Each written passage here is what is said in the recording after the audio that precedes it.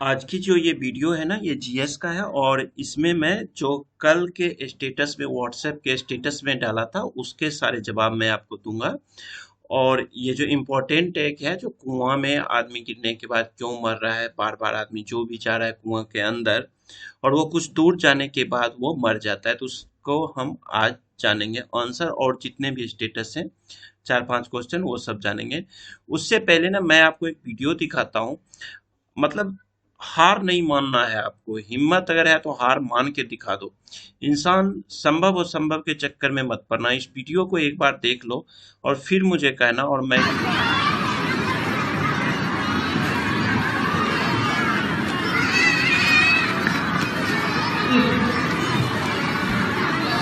देखो कितना मेहनत कर रहा है। जब ये कर सकता है तो हम क्यों नहीं कर सकते लोग से। 加油加油！ देखो, और ये बच्चा 走 जीता। 到那边去哦，不能在我这里停哦，往前面。 ये बच्चा जीता है 加油加油 लास्ट 加 में। 油！ अब देखो कैसे ये 快快 पहुंचता 快！ है। हिम्मत होना चाहिए, तो हार कभी नहीं मानना है। और मेरा भी ये प्रयत्न है 加油加油！ कि आपको हार नहीं मानने देना है। आपको मेहनत आपके साथ मैं करूँगा और आपको उम्मीद करना है। देखिए आपको जीत गया ना। तो चलिए अब हम चलते हैं अपना इस पे स्टेटस पे, जो कि कल क्वेश्चन था कि आप एक जिला के कलेक्टर हैं और आपके पास फोन आया कि गांव में एक कुआं है जिसमें एक बाल्टी गिर गई और उसे निकालने एक आदमी आधी कुआं जाता है और वो मर गया। दूसरा फिर गया तो वो भी मर जाता है।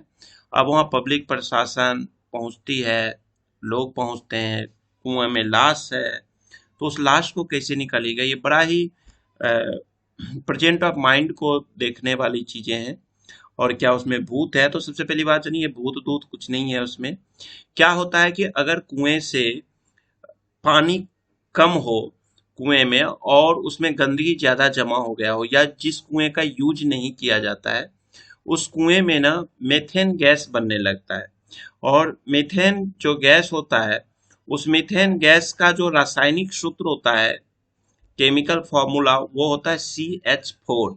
सी का मतलब कार्बन, एच का मतलब हाइड्रोजन।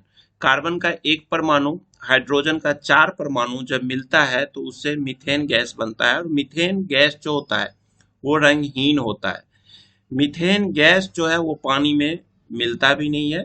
और मीथेन गैस की जो सबसे पहले खोज की गई थी, वो 1776 ईस्वी में नवंबर के महीने में इटली और स्विट्जरलैंड के वैज्ञानिक ने किया था। और उन्होंने इसे एक झील के दलदल में पाया था। मीथेन गैस का मुख्य रूप से देखिए उपयोग भी हम लोग करते हैं घरों में, उद्योग में, फैक्ट्री में, और गैस का ईंधन वगैरह में। और जो अभी गाड़ियां चलती हैं उस गाड़ियां में सीएनजी जो होता है वो मीथेन गैस को यूज किया जाता है। बहुत ज्यादा इसका है। साथ ही जो काजल होती है, जो लड़कियां आंखों में लगाती हैं और बच्चे को हम लगाते हैं, वो काजल भी मेथेन गैस से बनाया जाता है। तो अब कहिएगा कि कैसे पता चलेगा कि उसमें मेथेन गैस है, उस वाले में, कुएं में।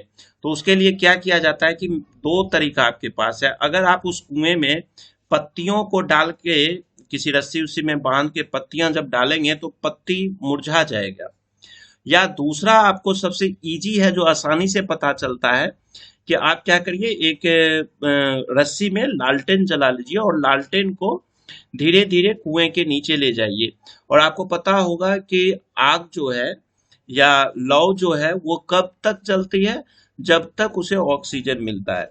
तो जहां पे ऑक्सीजन खत्म होगा, जहां से मेथेन गैस शुरू हो जाता है, वहां पर जाकर के लालटेन आपका बुझ जाना है। तो जो लालटेन बुझे, आप समझ जाइएगा कि अब यहाँ से मेथेन गैस है। मेथेन गैस की नॉर्मली 7 फीट 8 फीट तक कुएं में रहता है, पानी के ऊपर कुएं का जो सतह है उसके ऊपर 7-8 फीट तक रहता है।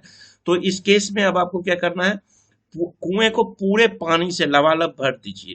पूरे कुएं को पानी से, या तो अग्निशमन वाला लीजिए, या अगल बगल में कहीं पंपिंग सेट है तो उससे पानी डालिए। अग्निशमन ज्यादा जल्दी कर देगा आपको, तो उससे आप कुआं को भर दीजिए। जब कुआं में पानी भर जाएगा तो मेथेन गैस ऑटोमेटिक खत्म हो जाएगा और फिर आप उसे कर सकते हैं। अब इसी से रिलेटेड ये क्वेश्चन था कि आजकल क्या हो रहा है कि जो शहरों में जो फ्लैट बनते हैं तो फ्लैट में क्या होता है, जो वॉशरूम अटैच होता है बेडरूम के साथ, तो उसमें भी सेम सिचुएशन है कि मीथेन गैस कब बनता है। मीथेन गैस तब बनता है जब आपका मीथेन गैस तब बनता है आपको जब कोई भी चीज सड़ने लगता है कहीं पे एक जगह। तो वॉशरूम में भी क्या होता है कि जो टंकी होती है उसमें जा करके गंदगियां सड़ने लगते हैं, तो उससे मीथेन गैस निकलता है। अब घर में होता है तो ऐसे में क्या होता है कि आप शहरों में देखेंगे सिटीज में कि हार्ट पेशेंट ज्यादा, हार्ट का बीमारी, लोग मोटे होते जा रहे हैं, टीबी का पेशेंट, ये सारी चीजें तब मतलब मेथेन गैस जो है आपको स्पेशली फेफड़ा से संबंधित रोगों को बढ़ाता है और उम्र कम कर देगा। ये सारी चीजें इसमें होती हैं। नेक्स्ट अगर मैं अगला क्वेश्चन जब आप देखेंगे तो अगला क्वेश्चन जो है कहता है कि केवल 2 का यूज करके 23 कैसे लिख सकते हैं।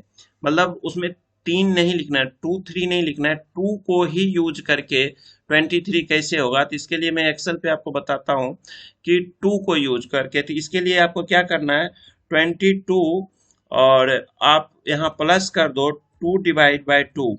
अब ये जो है ना 22 प्लस 2 डिवाइड बाई 2, इसका मतलब 23 ही होता है। आपको तार्किक आंसर देना है, 2 plus 2 divide by 2 equal to 23 होगा।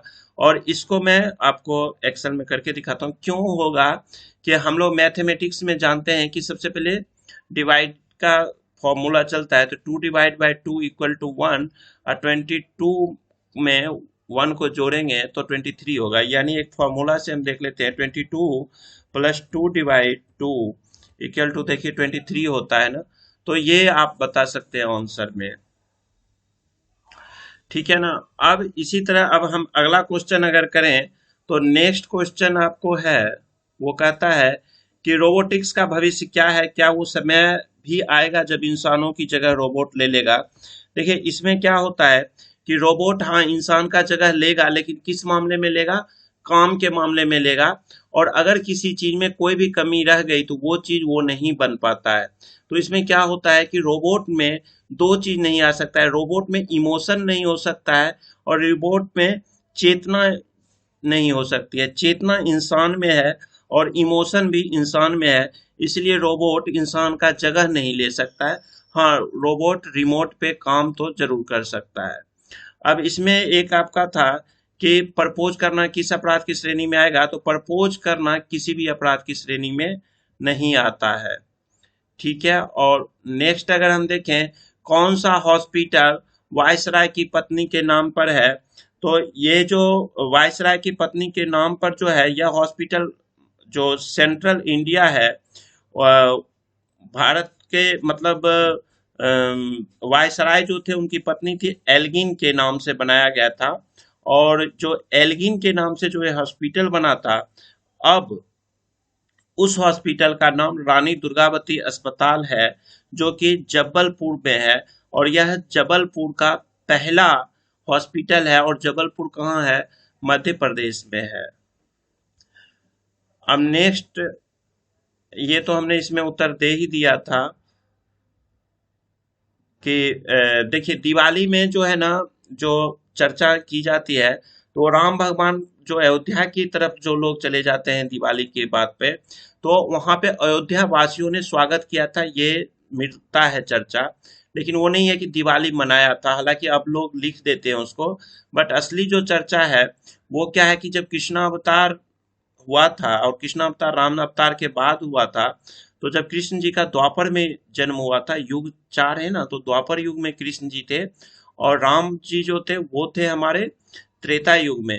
तो जब कृष्ण जी ने नरकासुर नाम के राक्षस का वध किया था, तो वहां पे दिवाली मनाई गई थी। और दिवाली का रिलेशन आप और भी प्रमाण है कि अन्नकूट की पूजा, गोवर्धन की पूजा, ये सब भी दिवाली से जुड़ा हुआ है। और इस आप देखेंगे कि वर्तमान में भी दिवाली के अगले ही दिन आपको गोवर्धन जी की पूजा और अन्नकूट की पूजा होती है। तो ये सब कृष्ण जी से रिलेटेड त्योहार है, इसीलिए ऐसा माना जाता है कि शास्त्रीय प्रमाण के अनुसार, तार्किक शास्त्रीय प्रमाण से, ऐसे तो रामायण भी कहता है कि राम जी ने भी दिवाली मनाए थे। दिवाली राम जी अयोध्या जब आए थे तो स्वागत में दीप जलाया गया था, लेकिन दीप जलाया गया था, दिवाली की बात वहां नहीं किया जाता है। लेकिन इसका जब वध कृष्ण जी किए थे नरकासुर का, तो उसमें माना जाता है। और उसके बाद का जो स्टेटस था वो था कि भारत की प्रथम महिला आईएएस ऑफिसर कौन थी, वो थी अन्ना रामजन मल्होत्रा। तो ये आपका इम्पोर्टेंट जो था स्टेटस जिसमें हमने आपको बताया अभी, ये इम्पोर्टेंट स्टेटस था और इसका आंसर दे दिया। आज का जो स्टेटस होगा उसमें ना मैं कोशिश करूंगा ना कि स्टेटस में ही आंसर भी दे देने का, तो आप लोगों के लिए ज्यादा बेनिफिशियल होगा। चलिए, थैंक यू, बाय बाय।